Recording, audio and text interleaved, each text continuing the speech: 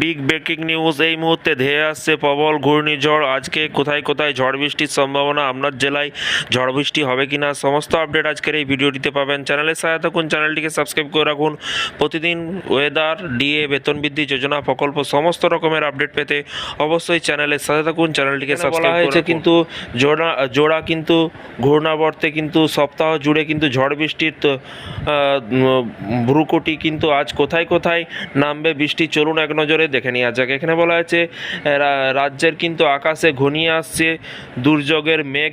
আলিপুর আবহাওয়া দপ্তরের সর্বশেষ কিন্তু বুলেটিন অনুযায়ী কিন্তু এখনও স্বস্তি মিলছে না, কিন্তু ব্যবসা গরম আর আর্দ্রতা, বরং আগামী 7 দিন রাজ্য জুড়ে কিন্তু দফায় দফায়, এখানে বলাই হয়েছে দেখতেই পাচ্ছেন, দফায় দফায় ঝড় বৃষ্টির পূর্বাভাস দেওয়া হয়েছে।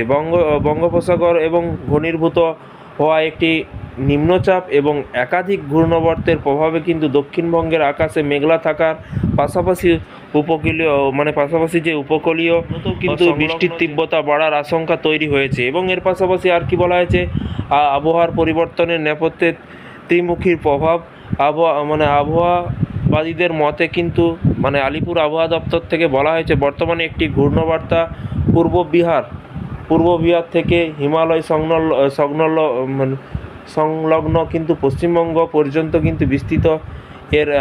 এর পাশাপাশি কিন্তু অন্য একটি ঘূর্ণাবর্ত রাজস্থান থেকে কিন্তু ঝাড়খণ্ড পর্যন্ত এই জোড়া ঘূর্ণাবর্তার সঙ্গে যুক্ত হয়েছে। বঙ্গোপসাগর থেকে কিন্তু আসা প্রচুর পরিমাণে জলীয় বাষ্প, এই তিনের প্রভাবে কিন্তু বায়ুমণ্ডলে কিন্তু অস্থিরতা তৈরি হয়েছে রাজ্যে, এবং কালবৈশাখী অনুকূল পরিবেশ সৃষ্টি হয়েছে।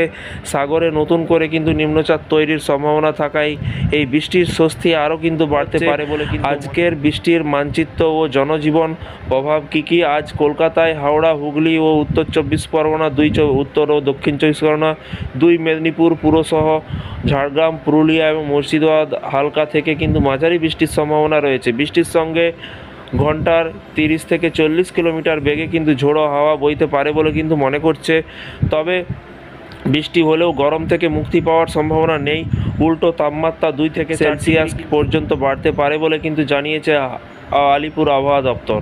বাতাসের অত্যাধিক জলীয় বাষ্পের উপস্থিতির কারণে কিন্তু আর্দ্রতাজনিত অস্বস্তি এবং ঘাম অব্যাহত থাকবে, এবং হঠাৎ আবহাওয়ার এই খামখেয়ালিপনার জ্বর, সর্দি বা ভাইরাল সংক্রমণের কিন্তু ঝুঁকি বাড়তে পারে বলে কিন্তু সতর্ক করছে চিকিৎসকেরা।